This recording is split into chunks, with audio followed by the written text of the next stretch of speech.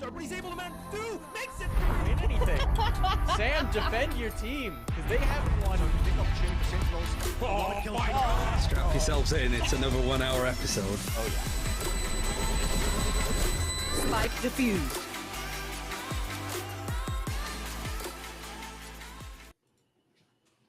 Hello and welcome to Press Forward to Defuse, your weekly spot for Valorant esports news and discussion. It's been a minute here, but we are back and right in action just in time for Masters Copenhagen. I'm Darth Mike. We got Sam. We got Paul. Sam, how you feeling this week?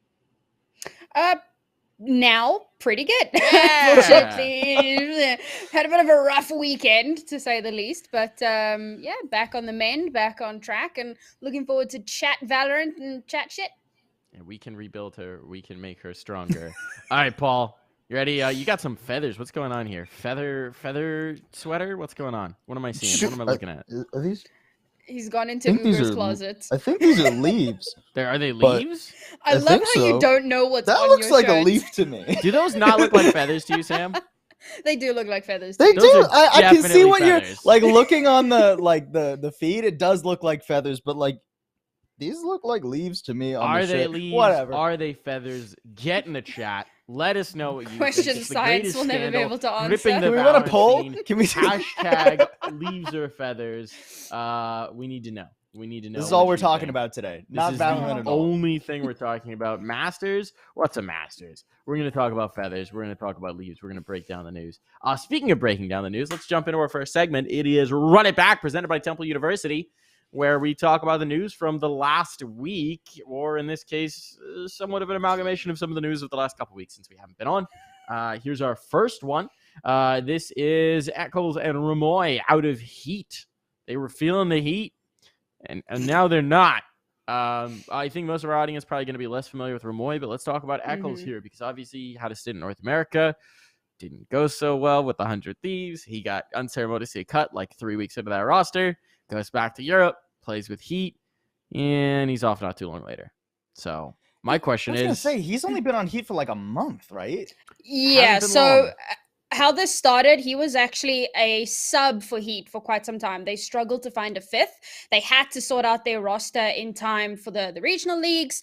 So they brought him on as a sub, and then after a little bit, it was going well, so they officially signed him, and now they've cut him, which is really weird to me. I'm not sure. I wondered to myself if it wasn't Eccles' decision. So, you know, they didn't make it to the regional league finals, which will be happening at the end of the month. So now Eccles has a chance to go looking for team, to find something better than a tier 2 team that couldn't even make it to the finals of the regional tournament. So I kind of think maybe there's some of this like his own decision behind it, but I don't know that for sure, because it would look very funny if Eccles goes from T1 to T2 and then can't even stay on a T2 team. So I'm hoping it was a him choice.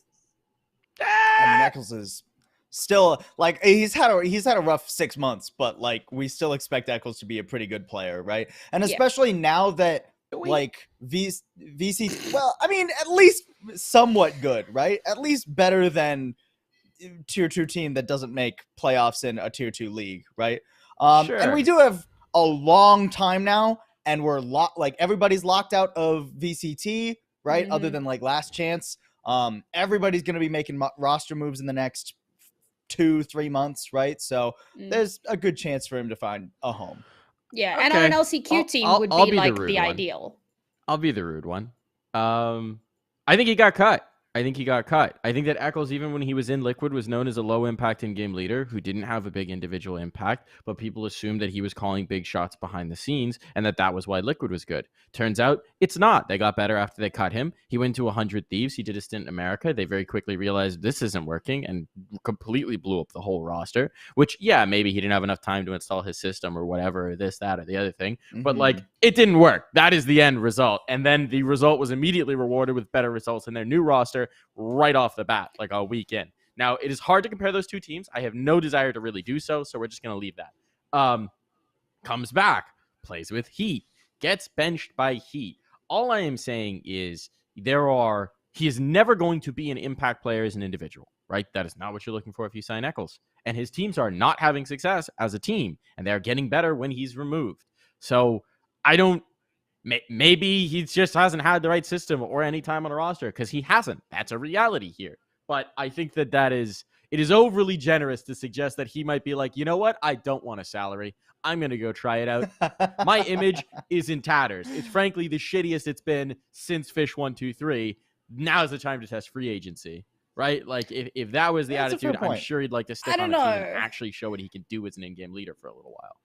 Like, I know in his tweets he said, I'm still under contract, but I'm exploring other options. Yeah, so but players to lie. me like That's what it always says. I don't know. Players will never say, I shit the bed and got cut. No player is ever going to say that. No agency is ever going to let them write it. Players and teams always intentionally leave some degree of obfuscation in the way they talk about signings and cuttings because they don't want it to be clear that it's like, I didn't perform, I was cut, right? It's not like a professional sports league where you have to be public about how those contracts wind up. It's, who knows what happened. All I'm saying is if Eccles is genuinely motivating this, he's a fool. I don't His know, image because is trash. Like, he hasn't done anything in a long time. Yeah. Yeah, he's gonna need to pop off if in some trials for some teams. That is for absolute certainty. I don't hate the idea of him looking for a new home right before LCQ, knowing that there's going to be just about nothing for the tier 2 scene for the next few months. Because as of right now, there is nothing planned. So I don't know. It's one of those things that could be either or. Mm-hmm. I mean, I suppose there's a scenario where he winds up in a better situation. But I'd be surprised, to be quite frank. But we'll move on. We'll move on to the next one. I don't want to just be mean. But obviously Heat are making changes. You don't? They haven't. No, I'm just being. It's just being honest. It's not being mean. It's being honest. 2 weeks off, and Mike's turning into leave. I'm just saying. You're both like, I think he made the decision. Like, we're still. I didn't say I think he made the decision. We don't expect big things from Eccles at this point. He's got to prove himself again. So now we got Cloud9 White. This is a team we expect big things from in the Game Changer scene. Annie stepping down from the roster, going streaming full time. Gonna grab that stream bag. And then Bob coming in as the replacement over in that Cloud9 White roster. That seems like a pretty damn good get for C9. This is like a massive upgrade when you consider that Bob has been playing on Sonics or had played on Sonics for the longest time, going toe-to-toe with a lot of her male counterparts and doing exceptionally well. Now she gets picked up by the top women's team, and look, it's kind of sad for me personally to see Annie kind of step out of the competitive limelight. I think maybe for Paula as well. She's someone whose career we've gotten to see evolve for quite a long time, first over in Overwatch, now into Valorant as well. So it does feel a little bit like the end of an era, and she's got some pretty big shoes to fill.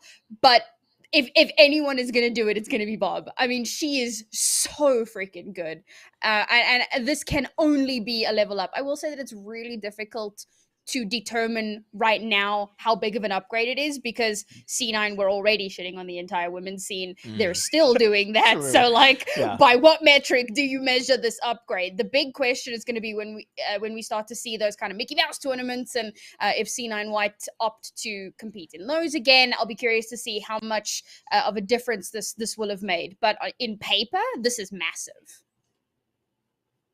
And it's interesting to look at as well. I'm just casting my eyes over this right now. It does seem like I might have shaken up roles a little bit in terms of Bob playing. It looks like Fade KO, at least in their run in this latest Game Changer stint, this latest qualifier, which we'll talk more about in a second. Because, but yeah, no, I mean it is definitely an interesting one, and I think it's I think that there's a ton of firepower associated with Bob coming into the roster. So in the arms race of Game Changers, where it was already Cloud9 and then it was everyone, it's like, oh yeah, let's just. I mean, there just wasn't like at the time where Annie decided to step down, there just wasn't a better free agent like Game Changers player on the market, right? Just straight up wasn't. Especially since Benita ended up on Shopify, there's just no one else you put on this team. But also, like, I really think that C9 are thinking much further than Game Changers. And I saw, like, there was a lot of controversy on Twitter, Moonchopper versus Anders, because Anders went on to another podcast and said that C9 were really good, but they weren't phenomenal. And Moonchopper like took this really personally, and she's like, what do you mean? We're the best team in Game Changers. And Anders is like, the point that I'm making is that yes, you are exceptional and phenomenal in Game Changers, but do you really want a qualifier onto that, or do you want to be known purely as a phenomenal team? So I do get where Anders was coming from this, and that is what C9 wants. So yeah, they were the best team in the women's scene, and yeah, they have little to no competition, but that's not good enough. They want to be able to compete at the highest possible level, not the highest level within the pond that they currently inhabit. So they bring in more firepower because they want to level up. And sure, it'll probably widen the gap between them and all the other women's teams. But the idea is to close the gap between them and the other men's teams. And I think that this is a great way to do that. 100% agree there. We will move on through because we do have a lot of news to wade through, but exciting things for Cloud9 White. There are unexciting things for Cloud9 White, which we'll talk about later.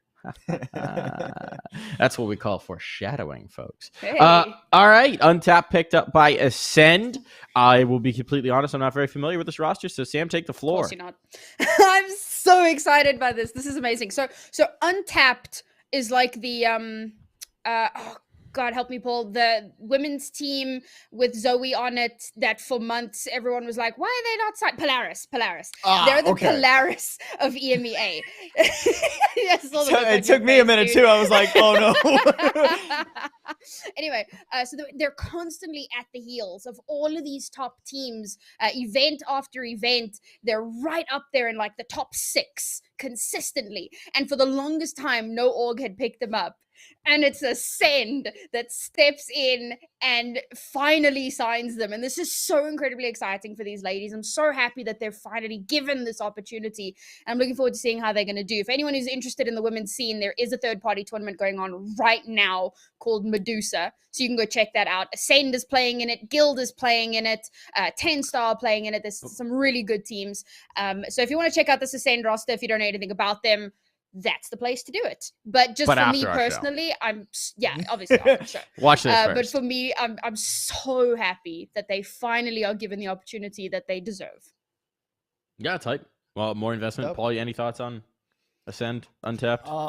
No, Sam would know way better than me. that's what I figured. All right, we'll move on here. Literally so we just why do I'm here. Sam's corner.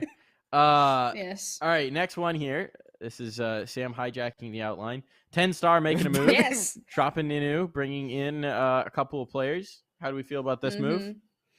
So when I first saw that Nino was cut, particularly because they have just cut Liria, who was their IGL and Smokes player.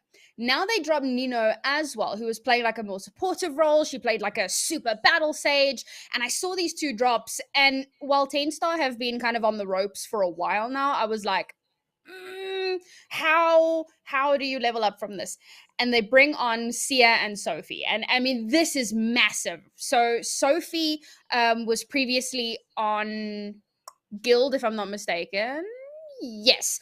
And then she moved over to Rix. There was a trade that happened there. Guild picked up Anya. And so Sophie went over to Rix. But Rix is clearly in a little bit of a weird spot right now, trying to sort out their roster. I actually think that this wound up being a trade because Nino and Liria are playing with Rix right now in Medusa, and Sophie and Sia, both from Rix, are now on 10-star. And if there was anyone that you were going to take to replace a Smokes player, it would be Sophie, given her experience. And Sia is one of the players that's been around the scene for a while, has been absolutely cracked out, has performed incredibly well on teams that sometimes do reasonably well, but have never really been up there. So this is another great opportunity for both of these two players to show what they're made of, and it's an opportunity for 10-star. I think that this is an upgrade for them to, get themselves back into, because they're 2 times Game Changers winners, and then G2 got good, and now 10-star have fallen off a cliff. So they need to make these changes, and I think this is going to do really well for them, given a little bit of time. Thankfully, the next Game Changers is only in September. So they've actually got quite a lot of time to onboard these 2 new players. All right. The arms race continues over in EU. We got one more piece of news here about the Game Changer roster back into NA. It's TSMX picking up a Bungie as their new 5th. How do we feel about this one? If I'm not mistaken, Bungie was from CLG. I believe so. Yeah. And another CLG team. Red, yeah. Yeah, that's right. So, and that's another team that has always been up there, done very well, but have, never quite made it up to the top. And then they recently lost Benita. And so kind of their standing dropped a little bit. For TSM, I think that the results are speaking for themselves. They've made it into the main event for Game Changers. They're doing incredibly well. And TSMX, unlike their male team, have never really been a team to turn your nose up at. They've always shown up, maybe not necessarily as well as one might hope, but they've always been fairly consistent. So I think bringing Bungie on as well to give them that little bit of extra firepower, I'm curious to see how it plays out in the main event. Because as we know, in the qualifier, there tends to be a lot of teams that you wind up against who are not of the same caliber. That's just how open brackets work. So the big question mark is going to be, how does this play out in the main event? And I will say specifically for TSMX too, it's good to see them get a really solid opper. Bungie was playing a lot of the chamber this weekend, doing a great job there. Pretty sure had a ridiculous stat line for a lot of those maps. So that as far as I can tell thus far, this is a great pickup. All right. That's what we like to see. Moving on in, sliding on down. We just got to get through all this news because we're already 20 minutes in. There's a lot to talk about. Shopify Rebellion sign a roster. It's the Luminosity team. Luminosity sticks together. Not just the Luminosity team, the coach, the manager, the whole staff. They wanted to all stay together. They get to stay together. That's tremendous. I'm really happy for the guys. This was the ideal scenario that they found an org willing to keep the whole roster together and also make a fun little introduction video as well. Very happy. This is a Luminosity team that, is really competing for that top 4 ranking in North America. That should absolutely, now it's a Shopify roster that absolutely bolsters their bid to be a franchise team in North America. Yeah, that coupled with having one of the best women's team in the region as well. They're poising themselves to be a top org and potentially a franchise one. Sorry, Paul, I cut you off. Well, I was just going to say, what a cool way to enter, too. I was kind of going to say the same thing. They start with a women's roster that gains a lot of heat, has a really awesome social media presence, too, right? Shopify is an org that is building into a big org, right? I feel like it's been a while since we've seen, something like Xset, right? Where, it starts small in Valorant and then move up. It's cool to see Shopify do that. And I can't imagine a better team to pick up right now than the LG squad. All 5 players moving over too means I'm pretty sure they get to keep their circuit points and everything. They'll be in LCQ. They can potentially make champions. It's just awesome. Yeah. It really is. Super sick. Really exciting. It is interesting to see an org sort of do the reverse of what I feel like most of these orgs do as they try and build up a Valorant presence, of go from a women's team and then acquire now a top end competitive roster. It's an interesting one. It also represented a rare opportunity that Luminosity was like, yeah, we got no money. Sell our very good team because have no money. And Shopify was like, oh, we do have money. Let us give you the money. What a coincidence. I do wonder how like the money situation worked there too, right? Like, because I mean, Luminosity probably like pretty desperate to just get anything on their bottom line. So I wonder how expensive or inexpensive it was for Shopify to actually pick up this full squad. I will also say I am somewhat intrigued. I think Shopify stock has been in a rough run over the course of the last month, so I have no idea what the interaction is between the parent company and the esports company. Buy? No, my question is just like, legitimately, I wonder if that'll impact their finances at all. No clue. Pure speculation on that. Have no idea what the relationship is. All right, you heard it from Mike, folks. Go buy Shopify stocks. But anyways, we're moving on. Shopify's a real company, too. Yes, right? yes, like the actual I'm just Shopify thinking company. esports terms, dude. Yeah, no, the actual company, which I believe owns Shopify Rebellion. Cody forcing us to move along here. All right. Anyways, we'll move on. Off of that topic, Ascend Zeke has been benched. He's talking about it. Did anything, any hot deets, any hot scoops from this one? Yeah, basically what he said was that his vision didn't align with the rest of Ascend. You know, we kind of spoke about how Ascend had done really well, and then it seemed like they'd kind of fallen off a cliff, and we were just like, what? And he actually talks about this. He said that there was a lot of dissension among the players about the direction that they want to go in. And they tried really hard to fix that amongst themselves, but they weren't able to do that. And because of that, Zeke has decided, okay, well, he's going to take a step back and he's going to try and find a new team. And this is an interesting spot for Ascend to be in. Obviously, we know that they let go of Bone Cold some time back, and now they're losing Zeke as well.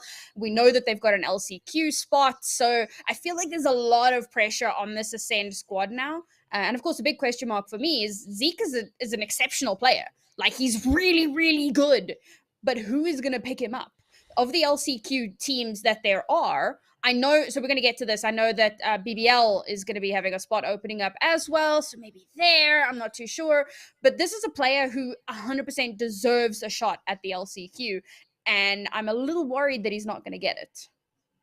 Well, it'll be interesting. It'll be really interesting to see where he winds up in this shuffle before LCQ. We will move on there, but it's worth a read. Go on over, check out that twit longer. But again, we do need to keep moving here. So we're keeping it moving. Pora is benched by BBL, looking for a new team. Not going to go over all the details of the twit longer, but how are we feeling about BBL right now here? Yeah, BBL is another team that I'm kind of worried about. You know, Pora, an exceptional player since the beta, another player that deserves a shot at the LCQ, and BBL going into LCQ now will be a player down. So this is what I was kind of saying about the whole Zeke thing. I would wonder if there's going to be like some trading there. I don't know if that's actually going to happen. But yeah, I mean, things are looking a little bit worrisome for both BBL, Ascend, and the associated players. Moving on down the list.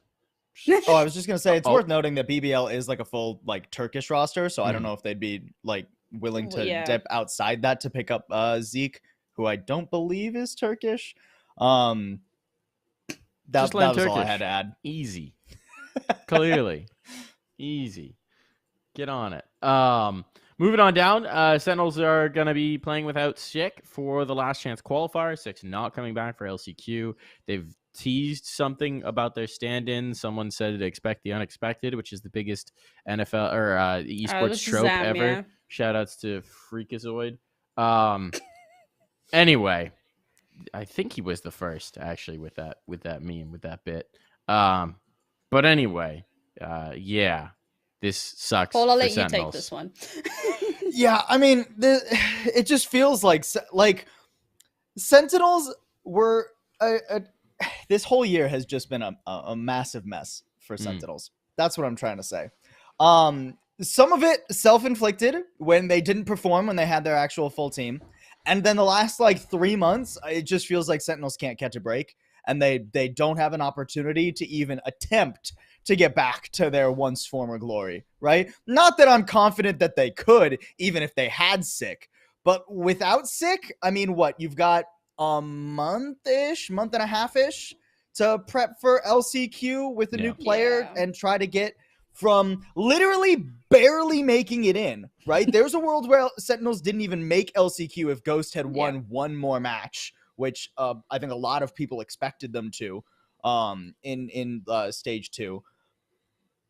And now you have to try and like win out LCQ with a brand new player. Whoever it is has to have just insane heat. And there needs to be a ridiculous honeymoon period, or Sentinels is just going to flop out again. And then a long, long offseason, Sentinels having basically just a whole year where they did nothing. Yeah. I can't imagine that roster stays together in this offseason. It'll be really interesting. It does feel like we've just sort of seen the fall of a dynasty over the course of the last year, right? Where like it's like you built up this massive edifice and then just bricks have been falling out all year long, and it's finally kind of coming tumbling down. We'll see, though. It would be the most Sentinels thing ever to look like utter crap moving into LCQ and then make it. It would. So I choose to suspend disbelief. We'll move on through here. This is very bad news ahead of Masters. Oh, yeah. FPX is likely going to be playing with stand-ins, which honestly isn't that surprising considering what happened last time. But it's also very surprising because a lot of esports have figured this out, and I'm not sure what the hang-up is with Riot specifically. Because, I mean, looking at CS, right? Cologne is happening right now. There are several teams with Russian nationals as players who have their full teams in attendance. They got Russians into Dallas, right? Dallas, Texas. Yeah. I don't understand why this is such an issue for Valorant specifically. There have been things that are okay. A lot of times teams go through Serbia. Serbia is very accommodating right now, both directions in terms of visas. I maybe you say that wasn't Kazi the CS player, like didn't he get turned around in Serbia and had to go? He's Malaysian, you know, though. like. So what he did is he was trying to get denied entry into Serbia for their boot camp, and then he wound up getting detained temporarily in the Turkish airport because he didn't have anywhere to go. So that is unfortunate. He did get, I believe, wind up back in Malaysia, which really sucks because they were going to boot camp in Serbia for a while, and that team was really exciting. But we're not talking about CS here. Good. Sorry, Suffice it to say, there may be some sus ways to get around things, but it's worked for every other esport. To be fair, Valorant seems to be a little bit behind all the other esports events. Like ESL have had crowds for a while, and Valorant is now having its first crowd. And even now, players are still coming forward and being like, "But what about COVID?" Which is fair, I get that. But when the rest of the world is getting it right, I'm sure we can find ways to catch up to the rest of the world. But strictly with the FPX thing, what is good to note is that it's very likely that Angel is still going to be able to participate. So it should only be 2 stand-ins, but that's still terrible. Like, I mean, we saw what happened to Fnatic with 2 stand-ins, right? It is an absolute mess. And speaking of, when FPX were playing Fnatic in the final for the EMEA challenges, Angel actually tweeted out that morning there were bombs in Russia, like where he was, across the street kind of thing. Not in Russia. Sorry, in Ukraine. Yeah. Yes. He's in it's Kyiv, terrifying. And so he has to play under the fear of like, is a bomb going to hit me in the next 20 minutes? So they did really well in the final, given that. They didn't win it, but they did really well. But yeah, I mean, this is very stressful for FPX because they've had all of this stress leading up to now. And now they're going to go into Masters potentially with 2 stand-ins. I mean, I cannot even imagine what they're feeling. And I mean, Suigetsu especially, right? I mean, 2 stand-ins, if it's for it being any stand-ins, is rough. But Suigetsu has had such a dominant performance in his Sentinel role leading into this Masters event, right? I would argue the top, one of the top performers, if not the top performer in terms of fragging for FPX, especially in their playoff run. So to potentially not have Suigetsu and have to work someone entirely new into that role with at best 2 weeks, and they're still trying to it seems like they're still trying to get Suigetsu and Xiao in. So who knows how much practice they're actually putting in with a potential stand-in or 2, right? It's just another situation of something that seems largely outside of the individual player's control. And this is the second time it's happened to them this year, right? God, At that least was this bad, doesn't dude. disqualify them from actually competing this time. But yeah, it sucks. It just Well, effectively it doesn't disqualify the team at least. Yeah, they're just gonna yeah. lose. Most likely it's gonna be rough. But Yeah. here's one thing I will just say. Rito's travel department has not been good at this stuff, man. Has not been good at this stuff. I mean, even going back to like the Australian teams not being able to get into LCQ and NAA, Sure. we've had a lot of issues with trying to figure out visas very late into the game, which I know some of that is just the nature of having these kind of qualifiers that are late in. But again, a lot of other esports have figured it out. It hasn't been the iron curtain that was feared in terms of, Russian players not being able to compete. That hasn't really been in practical effect in most of the esports world. So it's a little odd that it seems to be specific to Valorant more than I've really seen headlines anywhere else. Does it suck? Is it understandable to some degree? Yes, absolutely. Obviously, geopolitical world is not under Riot's control, but it just does seem odd that they do not seem to be able to figure this out, whereas others have. That's the point of comparison there. We will move on, though, because we are halfway through the theoretical show. So let's talk about Masters. Let's dive into the Masters. Yes. We got the Masters coming up. Don't worry about players not being able to make it. Just worry about happiness and joy times. Ignorance is bliss right now, folks. Oh, Until the God. players aren't there, everything's fine. On the subject of maybe you're feeling a little ignorant ahead of this event, if you want to read some power rankings, go on over to nerdstreet.com. The article came out, I think, today or yesterday. Power ranking of the Valorant Masters teams. Check that one out. Clearly, my boy Victor just gonna win everything. I will say there are like some interesting positions in there. I don't want to give it away. Go read the article. Decide for yourself. Yeah. Get the twists. Check it out. So check it out. nerdstreet.com/news for all the good stuff. That's where the good spot is. Let's talk pick'ems. We got our groups. There's Group A. There's Group B. There's a group stage. 4 teams make it through directly into the playoffs.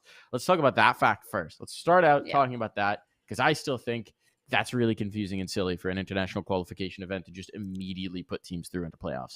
I mean, I hate it. feels so weird that when you look at Masters 1, right, of this year, the top 3 teams were Optic, Loud, and Zeta Division. Now, Zeta Division's not here because they lost to Northeption. But if they were here, all of our top 3 teams would be in groups instead of making it all the way through. Now, part of that, admittedly, is because Optic got second in the region. Fair enough.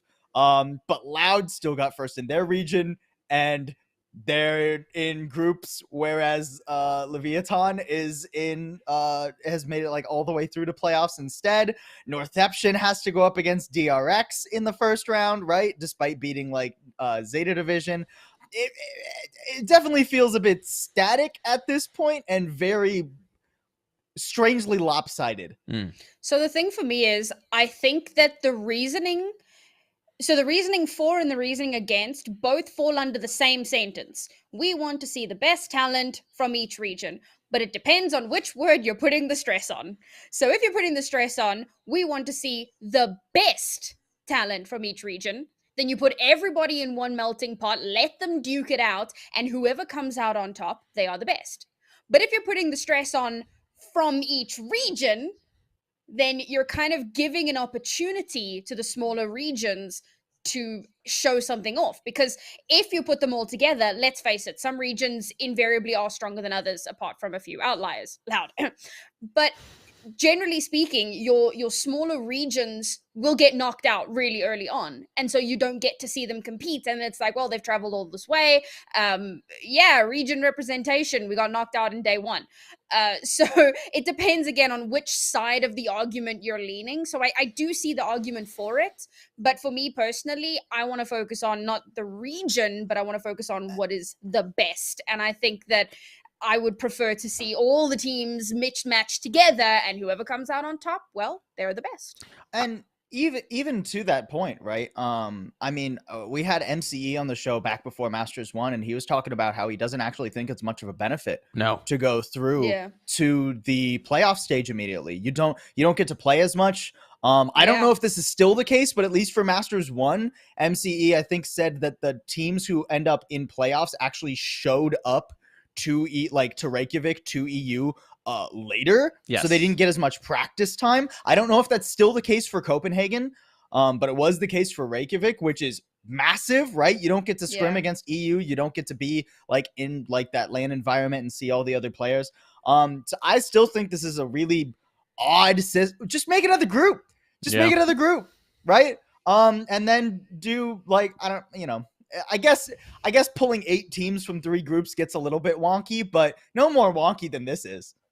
Yeah, you could do better. You could do better. People have figured out tournament brackets. You can change the number of teams that qualify. Like, there are ways to fix this and make an actual, you know, bracket like people would expect. I mean, shit, even if you wanted to seed one team higher in a group or whatever, sure, yeah, go for that. Yeah. But it's just so weird. It's also the idea that when you have 3, maybe 4 international events in a year, you're like, yeah, but these guys are good enough that they can just go straight through the playoffs. Like, what? Also, shout out NA specifically, shout out to the fact that our 2 teams that have qualified first going into Masters are the 2 teams with no international LAN experience. It's Guard and XSET. They just get thrown into the deep end of playoffs. Dude. Yeah. I mean, legitimately for wild. XSET, though, right? As much as they've been battle tested over the last years, they've never done an international LAN. They've barely done LANs, right? Like, they are still a very young team, with the exception of, like, Def, and I think only Def. They are a very young, inexperienced team. International travel takes getting used to. International travel saw that with the throws Guard, you off all of your rhythms if you're not prepared, if you're a young lad. It's just... it's odd, and even beyond the like prep time, practice time, yada yada yada, the teams are weaker in group stages. The whole point of a group stage is to whittle it down to stronger teams. So if you start out and you have a first round playoff against the top seed from a group and you get wrecked by them, and then you go down to the lower and you have it against another team that just battled through the group stage that's very good, it's 2 chances. There's not a lot of gimme. There's not a lot of time to get your land jitters out of the way. There's not a lot of time to get warmed up at all or to shake off jet lag. So it's a very odd format, and I still it just doesn't make sense to me. Also, on that point, just really quick before we move on or anything, but it gives you more breathing room in groups if you come in with the wrong read on a meta or a style, right? Like we kind of saw that with Optic. Optic came in, immediately lost their first game at Masters 1, right, to Xerxia, because they just weren't playing right. And then they got down to the lower bracket and got like a quote unquote, you know, easier run to figure out what was going wrong with what they wanted to do. If they immediately started off in the playoff stage, they go up against a strong team after that, you know, while they're trying to still figure things out. Maybe that Optic run doesn't happen. I don't know. It's a very interesting one. Conspiracy that Optic threw to get the group stage so that they could, you know, actually get a good run. That's my theory. Let's go through pick'ems, though. We got our pick'ems. Let's show them. Let's put up or shut up. Let's see what we got here. All right, who's first? It's Mike.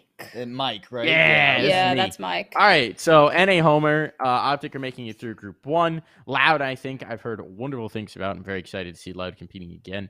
I think they're going to be the second team that qualifies. Sorry, Sam, no guild. And crew. I'm not on the crew PM.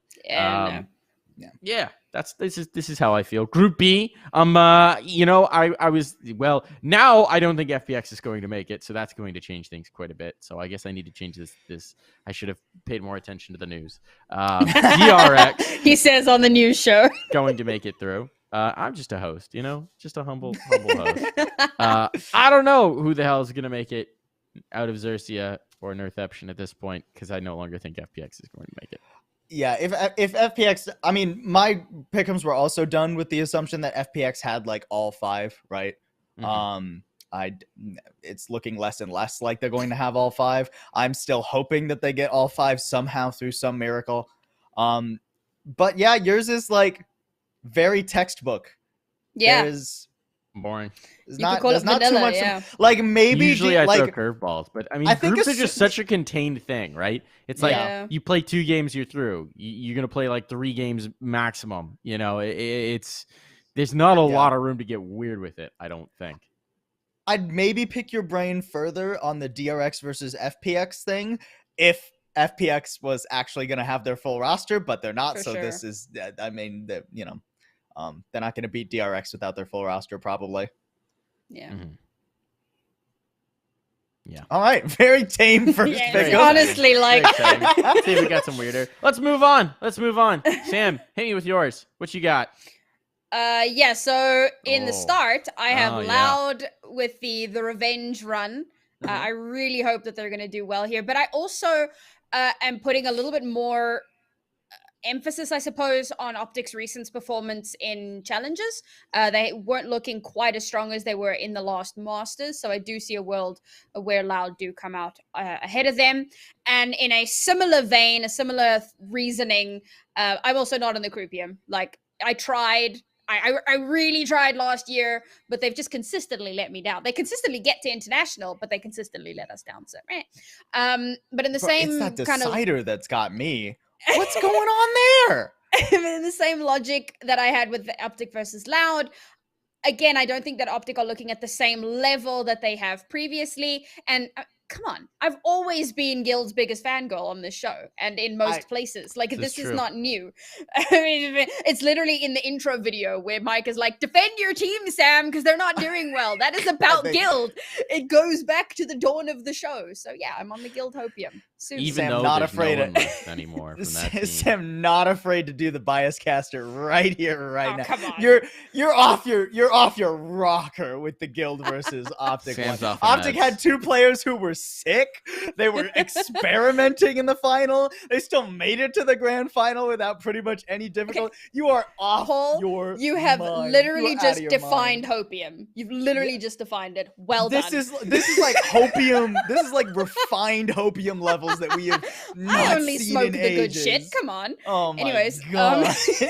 Sam's huffing. Sam's huffing. Yeah. The cleanest, the purest. It's not cut with any nonsense. This is just straight copium injected in the veins. You gotta moving be on. careful. Yeah, I mean, at this point, we're gonna get like That's got banned. health risks. That level of This copium, is dude. how we're getting Nerd Street Jesus. banned. They're like, yeah, drug paraphernalia conversation. Nerd Street gets banned on Twitch. Turns out Oh, this is the God. part that takes down the show. Who knew? Who knew this is what was going to Alright. do us in? All right, and your group B. I mean, yeah, this is a lot of hope for So- FPX. It really is, and I hadn't really been thinking about the roster problems when I did it. I knew of them, but I was really just thinking, okay, FPX, really great team. I'm still hoping that all of their players are going to be able to make it. True story, if their players aren't there, I see FPX losing to DRX. I could see them winning in the decider and maybe making it through in that way. Because I feel like they have an easier run than Fnatic did at the last Masters. So I think that it's still a possibility. But if they come with all five, I see them smashing through the top bracket. And then, yeah, the DRX North Eption. I haven't seen a lot of North Eption, but I've heard a lot of good things. But I feel like DRX, I don't know, they're that team that you just can't not believe in. Even though they don't necessarily do as well as you expect repeatedly. Because they do so well in their region, generally speaking, I don't know. It's hard for me to not put stakes on them. Like a ribeye, New York strip, T-bone. Wrong stake. Hey, Definitely stonks. I have a Thick really long stonks. dad joke about that exact. Never mind. We're not doing Well, that right we'll now. move on to yours I have a instead. We'll see Japanese if joke your about that, but- predictions are going to be a joke here. You went white mode on your screenshots. I'm Cody gonna be honest. I did didn't not even know Blinded. VLR had dark Uh, mode until I went into like our doc and I saw that you guys had dark mode on yours, and I was Dude, like, oh, here's the thing. VR, for Wait, I whatever just reason, breach flashed us. VRL is like the only thing I do it on. Everything else I use light mode. But for Interesting. whatever reason, it That looks is way better on interesting. dark mode for that Anyways, website. But I was just a flashbang. shield your eyes from the light, but Yeah, flashbanged rest- hard. I mean, I think Group A is pretty hard to. I mean, despite Sam found the literal only way to be insane about Group A, right? Dude, what do you Um, mean? You have look, Gil losing to Sam- Crew. Sam made her Well, that's prediction. just because I don't Sam like made her EMEA. prediction. It got her hospitalized. Okay, see, so. that's fair enough. That's just fair because enough. But, I'm like, on the Croupium. I'm that- not gonna defend that. And it's not. And either way, it's not like I have Crew making it through, right? He just took one slightly spicier pick. Exactly. Mm, And it's in slightly. a match that hardly even matters, right? I think it's hard to not have Optic and Loud making it out of this group first and second from Masters 1, right? Mhm. I put Crew over Guild just because Guild was really unimpressive in playoffs to me. Who are you? In EMEA. just unbelievably unimpressive to me in playoffs. And I like the Croupium because I like a lot of those players. I'm not gonna be. There's nothing like someone making a prediction and being like, "Yeah, no, they're gonna suck," but like I like them. Say with your chest, Paul. That's what I've always done. Crew to that is what I've always done. Just go ham. That's the thing is, though, I think he's on the Croupium purely for nostalgia. The Overwatch nostalgia. Yeah, I knew it. Class You gotta learn how to make bullshit Yeah, predictions. You just gotta go in. You just gotta be like, yeah, they're gonna make it 100%, no fear. You gotta be like me with Guild. Yeah. But that's what I do Paul. when we get to Group B here, Mike. You gotta give me time to build it up. Okay. All right, Because dive in. admittedly, like I'm hoping FPX can sort out their roster stuff. If they can't, I actually think Group B becomes a very open group. Xerxia may be a little bit more of a struggle, which is hard for me to say because I am like a Xerxia like fanboy at heart. I love that team. The beat Optic. I mean, true. They only beat Optic at this point. I do think like a lot of people are underrating Xerxia, including me. I still think that like there is an outside chance that they can perform pretty well in this group. They did relatively well in groups at Masters 1. It was just a hard group.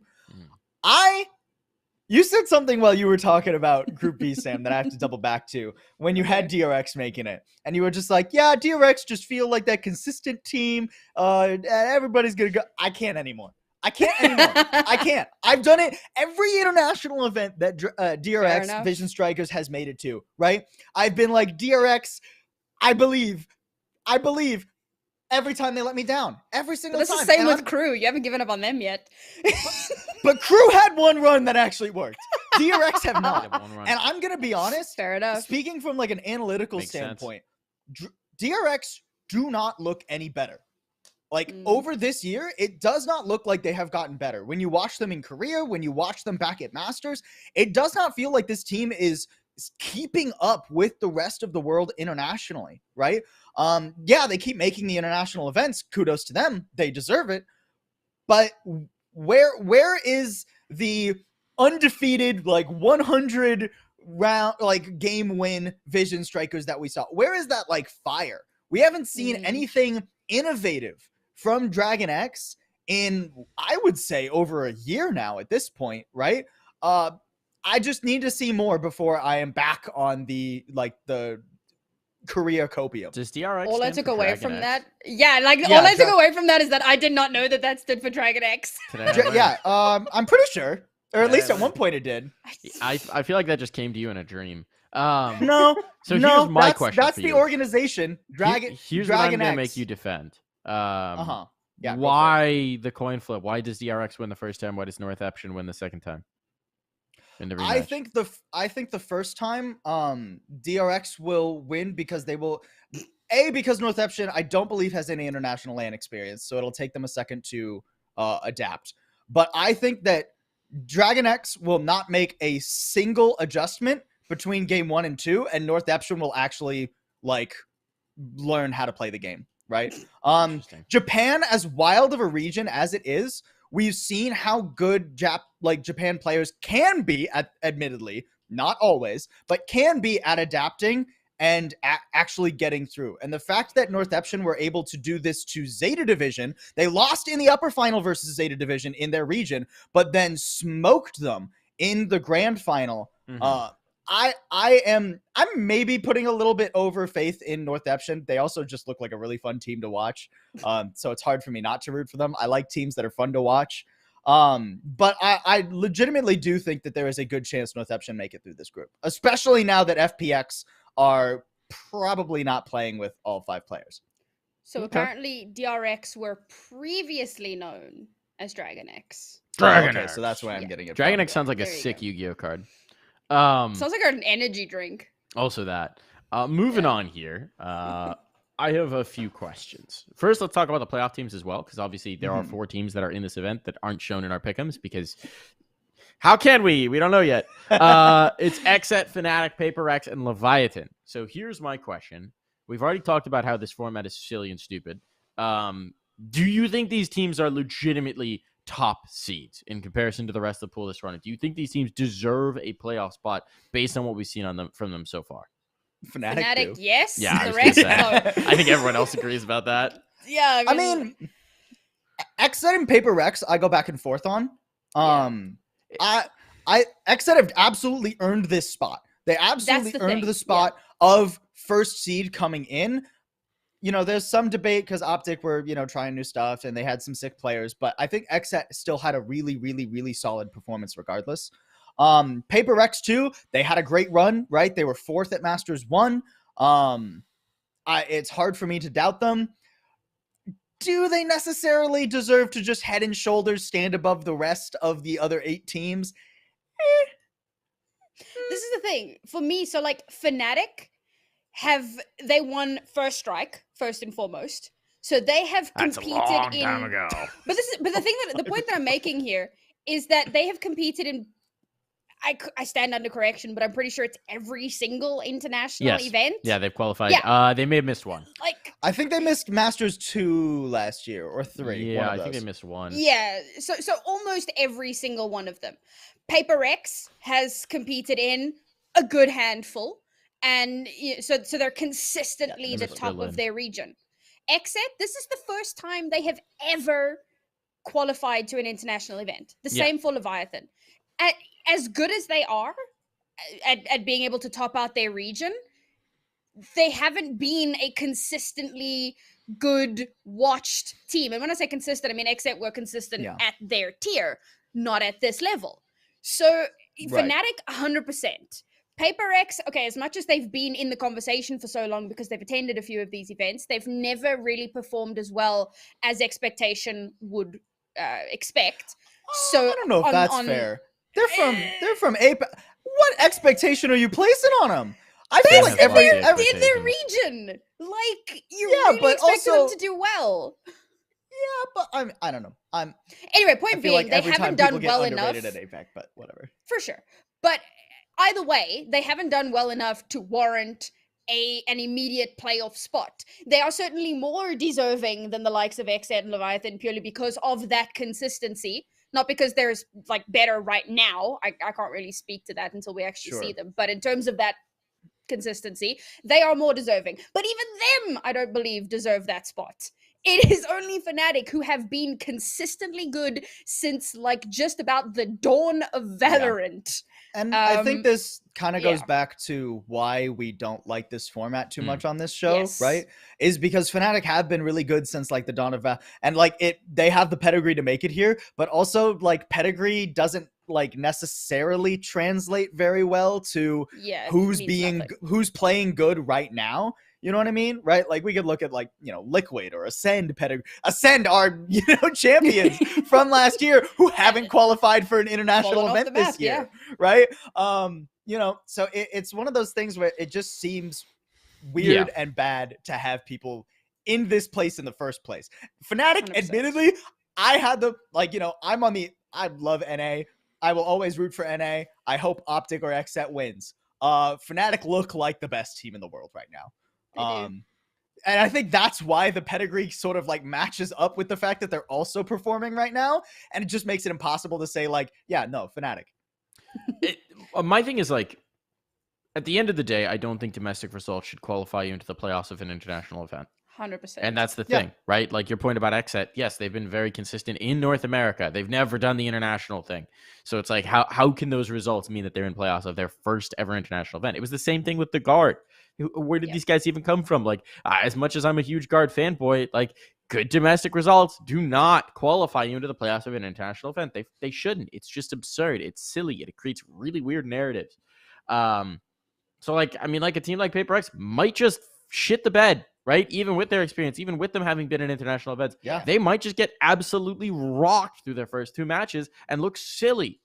But that's going to be in your playoffs. That's going to be a stinker in your playoffs, right? That's going to put up a dud in your playoffs in the games that should be the most hype, in the games where you already should have distilled it down to the 8 best teams, right? It's just, I don't like it. I don't like this system. It's very silly. Also, real quick. Sure. Riot, I swear, if you All put over the two NA teams up Oh, against each yeah, other in motherfuckers. quarterfinals again, Yeah. we are going to have words. Right? Yeah. I am very Oh my upset God. that this keeps happening. Please stop doing that. It's not Please like they stop. haven't done it to EMEA. It's just we have more but teams stupid because we're too. better. So You should not be able to play your own region in the first game of the yeah, I international agree. tournament. It's ridiculous. Like it just why It's have not- an I I was international so land? happy at how Why have an balanced the international groups land? look for a change. Like I looked at the groups and I was like, "Hey, wait a second, this actually makes sense." It's gonna I was happen, really though. impressed. It's gonna Yeah, happen. probably. Optic's gonna qualify as the 2 seed or some shit, and they're gonna be matched up against XF first. round. Especially if they do that thing where they like do a draw on stream and it's like, oh, gonna pick a name out of a hat. It's what they Look always at do. that. The two It's NA what they teams always are do. in the same bracket. It's It's what so they always dumb. do. It's Yeah. the right way. Yeah, I really hope that's not gonna happen. It would be very frustrating if it did. Also, Again. don't do it to EMEA either, right? Don't Yeah, do it to even anyone. with don't do it three, to any of us. even if both EMEA teams qualify, Well, don't like, worry, when you they have, won't. But even if there are three Harsh but EMEA true. teams in playoffs, like you still don't have to put the EMEA teams up against each other. There's more than enough spots Yeah. to where that doesn't have to happen. Yeah, it should be a qualifier in their And- like seeding system that you can't play your own region first round. And the crazy thing is they do that for League, right? Yeah. Like League, they have like systems in place to where teams from the same region can't play each other early in like certain stages, right? So I don't know why they just don't do it for it makes me mad. All right, Clearly. I'm gonna shuffle us on through, and I'm gonna ask 2 questions. I want you to name your favorite, who you think's winning the thing with your brain, and then I want you to tell me your dark horse, who you think could spicy win it. Who do you Okay. think's the favorite? Who's the dark horse? Fnatic wins. Okay. Paper X Dark Horse because they did way better in the last Masters than I expected. I'd actually forgotten about that. I went and I checked and I was like, oh shit, they did the thing. So yeah, they're my dark horse. Paul, I it's like don't you consider stole my Loud a dark thunder. horse given their performance in the last one. You So just stole Paul's otherwise thunder. they would be it. He's gonna talk about Paper X. All right, who you got? Nah, he's gonna go crew 100%. I don't ultimate have them croupier. making it through groups, but I'm gonna The bet them to ultimate win. croupium. Yeah, they're gonna surprise me even. Win it all. Man, my brain and my heart are fighting. All right, go with both. Within favorite and dark horse. Favorite dark horse. Favorite. Well, give but it to the dark brain. horse it's not fair to call Optic a dark horse, right? Like, They're not really. They're not that's really not- a dark horse. Yeah, right. That's where I mean, dark horse. I think Look, either just Paper trust that X- if you don't do it, I will. So okay, fair enough. Then I'll say Fnatic's my favorite, and I'm actually gonna put Xset as kind of my dark horse. That's Um, fair. That's really I fair. think- it feels absurd because they're in playoffs, but that's still I think qualifies as It a dark feels horse. absurd. Thanks, Rito. Yeah. I think Xset have a very particular style Mm. that is not replicated in other regions that NA teams get a lot of practice against because they play Xset a lot.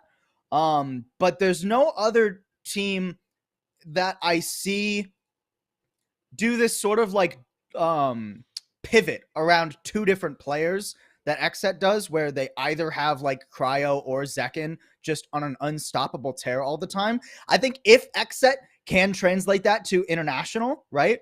I think that they can be a dark horse to win it. That being said, I think Fnatic it's hard not to pred them as the Yeah. favorite. Optic and Loud obviously are in the conversation as well as teams that should do really well, should make playoffs and have a pretty deep run. But even as an NA fanboy, I have to go with Fnatic. Optic Gaming all the way, baby. Crash is gonna cook all God. them heads. The Victor gonna be rocking on through. There we go. Yay! El Diablo is dude. gonna take them down to the underworld. They ain't ready for this NA heat. Back-to-back Masters winners. Optic Gaming coming Lord. on through. Bring it on down. Take that Cody, trophy mute home, him. boys. Mute him. That's what's gonna happen here. And who's your dark horse? I don't know. Who gives a shit? I mean,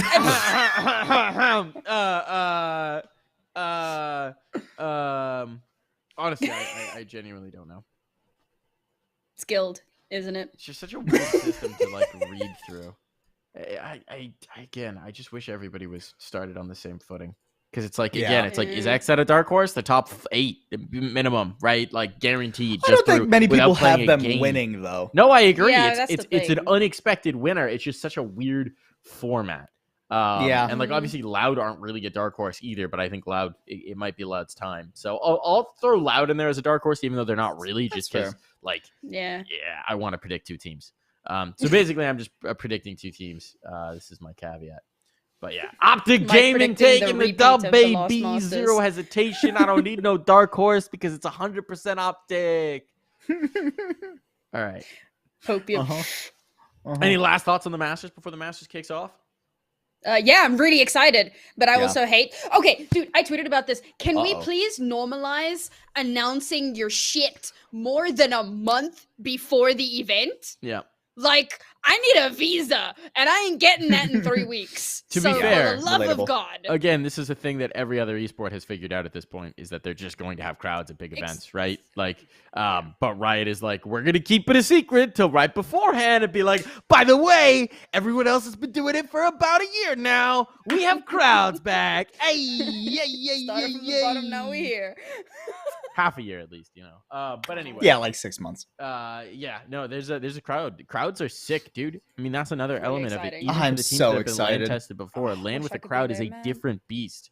We call it like in CS, we call it like half LAN, like a studio LAN, right? LAN light is Mhm. what some people call it. It's a different kind of pressure. Obviously, Sure. being there in person changes the game and changes the pressure, but being there, watching the crowd in front of you, it is a very different kind of player who shines with a crowd, and that's going to lead to some really interesting surprises here, because there's going to be somebody who you don't expect to be a Lanimal who's going to be a Lanimal with the crowd in front, and there's going to be someone you expect to absolutely dominate who's going to get psyched out by the crowd and shit the bed. Mhm. It always All I'm happens with saying, first exposures to crowds. EMEA home court advantage. That's all I'm saying. Definitely. It is something else that we didn't like get a chance to touch, because I believe, if I'm not mistaken, crowd is only for top 4. It's for like semis Is it and really beyond. not even 8? There's 3 days. There's 3 days that you could buy tickets for. So it's the last 3 days.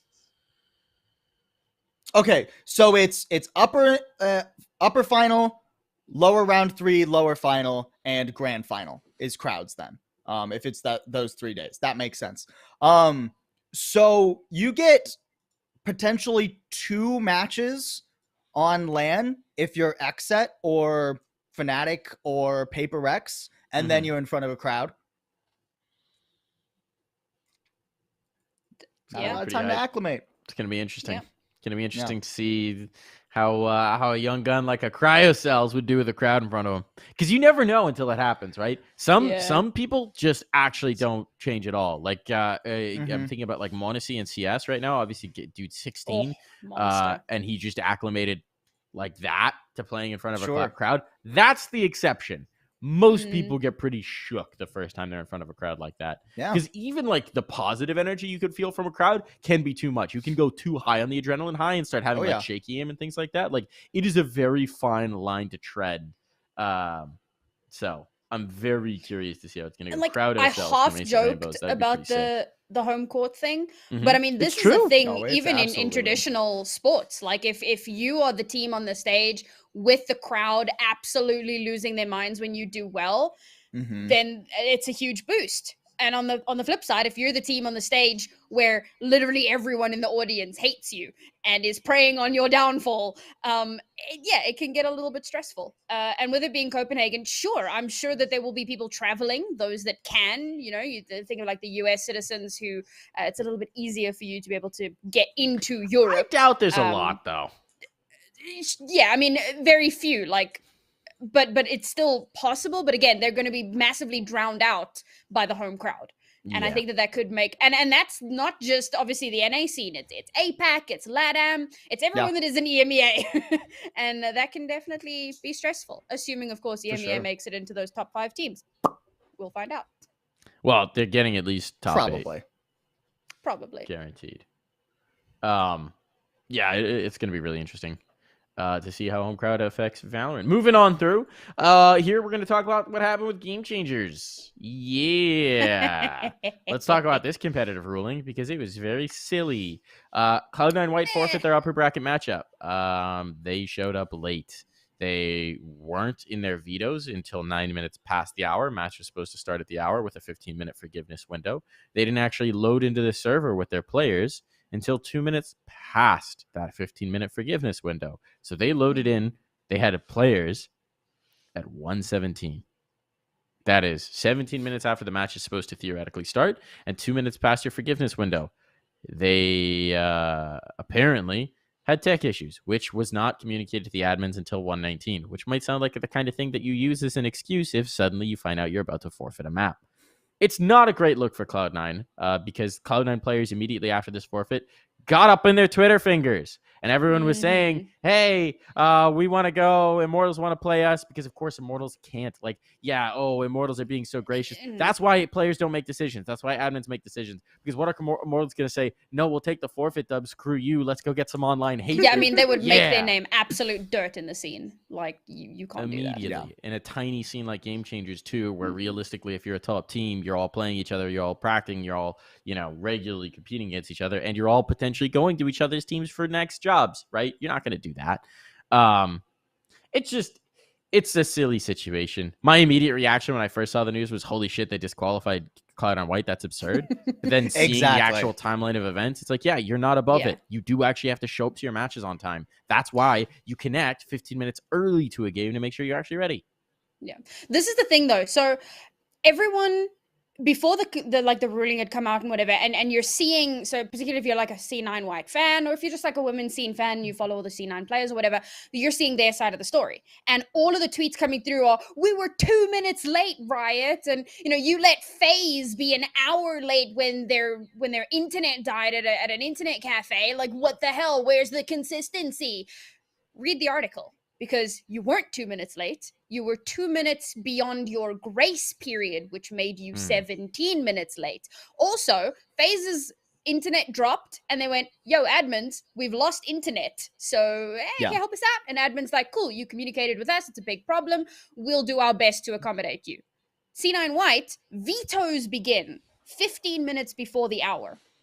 C9 White's coach doesn't arrive for vetoes until 9 minutes after the hour and says nothing in the lobby and doesn't say a single thing. Hey, admin, sorry, players are delayed. We've got a tech issue. Please be patient with us. Because guaranteed the admins would have said, all right, cool, keep us updated. Oh, it's the client. Oh, man, that's a Riot thing. Don't even worry about us. Just do your best and we'll hold on. But they don't say a damn thing. And then the players arrive, and then almost 20 minutes after, they go, but it was the client. And the admins are like, well, you didn't say anything. Like, what do you want us to do? We're not giving you special treatment just because you Cloud9. Who do you think you are, G2? I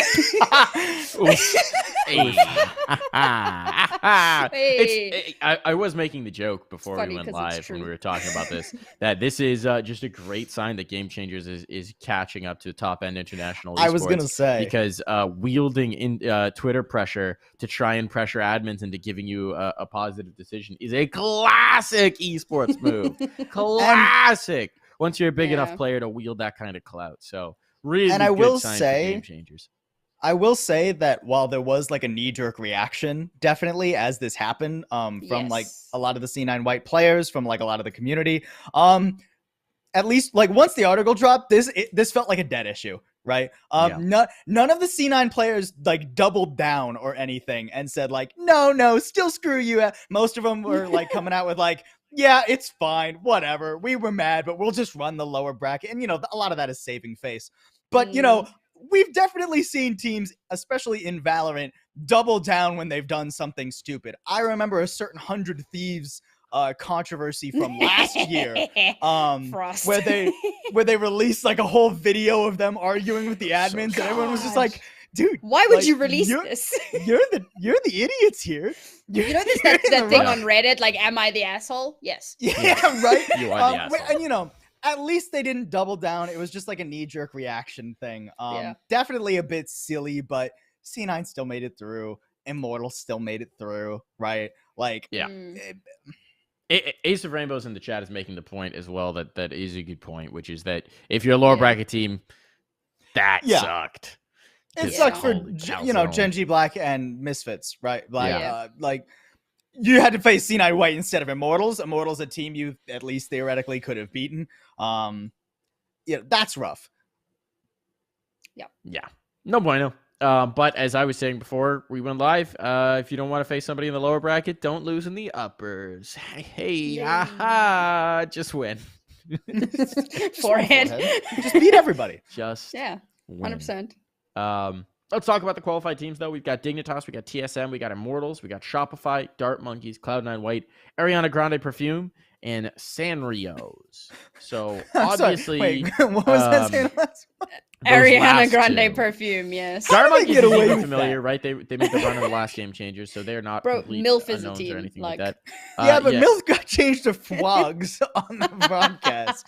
But they're So- still actually MILF, so Yeah, man, I love Yeah. Fwogs. wild. that's the one. They do love Fwogs. So the wild thing here is, of course, there's 3 unsigned teams that have made it in, which is Yep. super exciting, I think, for the scene Mhm. as a whole. Just really showing that there's a lot of competition.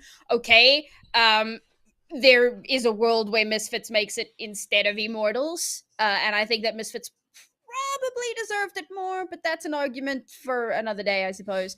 At the end of the day, it is what it is. This is what's happened. I think that there are some incredibly strong teams, though, that have made it. Okay, Yeah, it's also absolutely. really sad that we're missing like the CLGs, and there's a lot of good teams that unfortunately didn't come through. But like Dignitas have been super Yeah. consistent.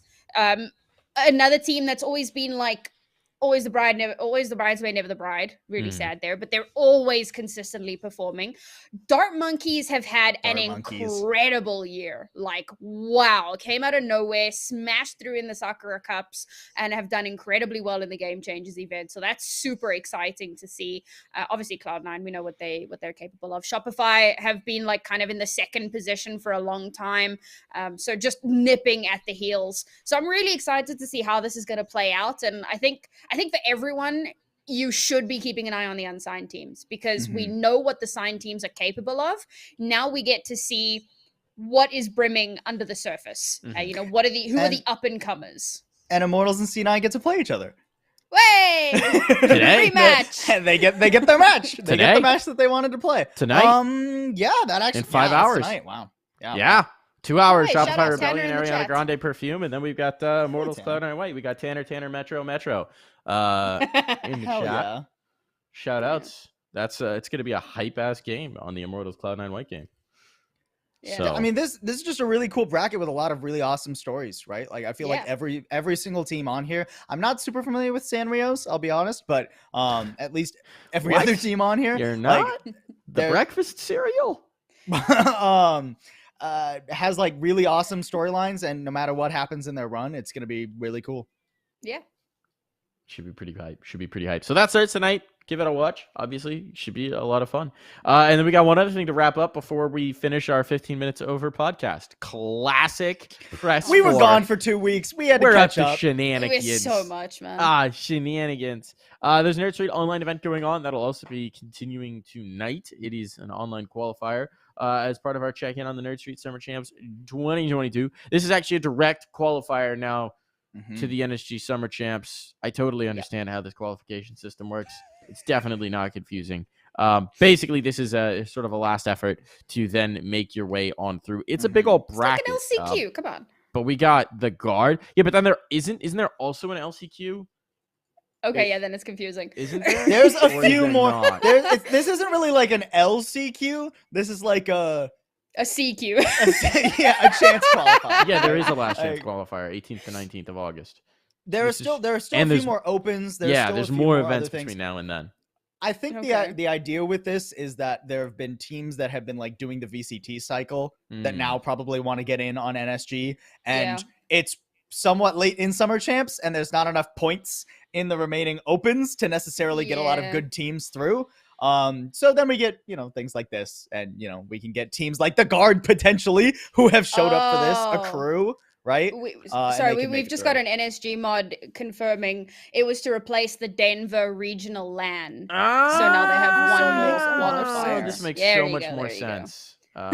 This makes so Thank much you, more One sense. Green Tree. Here's a fun Shout piece out. of thing to note from this bracket so far. NYFU got knocked out by a team with 5 people I don't think I've ever heard of. NYFU keep getting knocked out by teams that nobody's ever heard of. Team, I don't think NY I know any of these NY players. Fury, honestly, Yeah, Fury. That's what it's Doing called. very Lycus poorly. Empire. Tim, yeah. Stig, Fractured, Kinji, and Castblood 18. Do you guys know any of these players? Let me look. Hold on. No. Wait, where is? There it is. Tim Lycus Stig Empire. Fractured feels like a name that might be Fractured, familiar. I've definitely seen around before. Actually, I think I met Fractured in a New York land. Maybe. I think Has so. played on a bunch of unsigned teams. Yeah. No, I mean, there's nobody. Considering it's your boy Dre, Shot Up, Otis, Jason, Yeah. and Neptune, there's That's wild, nobody they dude. should be losing to on this roster. This is wild. I am deeply confused by what's It's going kinda on with that rough. team. That is very rough. Oh my god. Anyway, at the there are a bunch of scoreboard. really spicy names in this event, and it's absolutely worth a watch. In between Your boy game Dre changers. on smokes? Huh. Huh. Look at Interesting. the scoreboard of NYFU's loss. All right. Okay, is that the Lycus Empire team? Oh, is this the one where they had more kills but still lost the game? It does look that way. So they even, oh my Probably. God, their first map was even an overtime game. It took 14-12, the one map that they won for NYFU. Then they get 13-11 and 13-10. Oh my god. 14-12 with Shot Up and Jason went. Shot Up went 27 and 20. Jason went Oh, 25 that's and not 17. Neptune went 22 and 12. The highest performer on Lycus Empire went 19 and 23. I'm so confused about how this game played out. Keith, La Fortune, do you have the deets on this? Because I'm deeply confused. Yeah, honestly, how does this What I happen? imagine happened is that NYFU had a lot of really dominant rounds early, where they probably got a lot of like perfects and like 4-player alive rounds, and then the rounds that Lycus were winning were close, but it's not kills that get you the win in Valorant. It's round wins. Yes. Doesn't matter Wow. if you win by 1 person or by 5, if you can win more times than the other guy. Oh, That's 4 not a or good 5 look for the 1v3 NYFU. losses. So apparently this is that's- going to be a that's really super rough. spicy event full of upsets. So you guys should give it a watch. Yeah, It's got evidently. awesome teams too, right? Pretty spicy summer Yeah. championship online qualifier here. Suffice it to say, that's definitely worth a watch. Game Changer is definitely worth a watch. And the Masters is going on all And Medusa. weekend. So much Valorant. So definitely watch that. Lots so of Valorant. much Valorant. Good Lots God. of Valorant. Lots to watch. Lots to love. And lots that we talked about here in Press Forward to Defuse. But that's going to wrap up our show here. We'll be back every Only week at 20 1 minutes p.m. late. Eastern Standard Time. Yeah, we'll probably actually be consistent now for a while. I think everyone's settling down for a little bit. Oh, yo, Lycus player. Tim's What's up, here. dude? Congrats There we on go. beating NYFU. Sheesh. Yeah, congrats. Good Congratulations. luck in today's I bracket. now know Yeah, your good luck, name. man. I now know We your now name. know your name. Gotta watch Yeah. out for it now. All right. Well, we, I think, have to scoot on along. But thank you so much, everybody, for tuning in. As always, our pleasure here at Press Forward to Defuse. A blast to bring you the news from the week. We'll see you next week for more of that sweet, sweet action. Goodbye, everyone.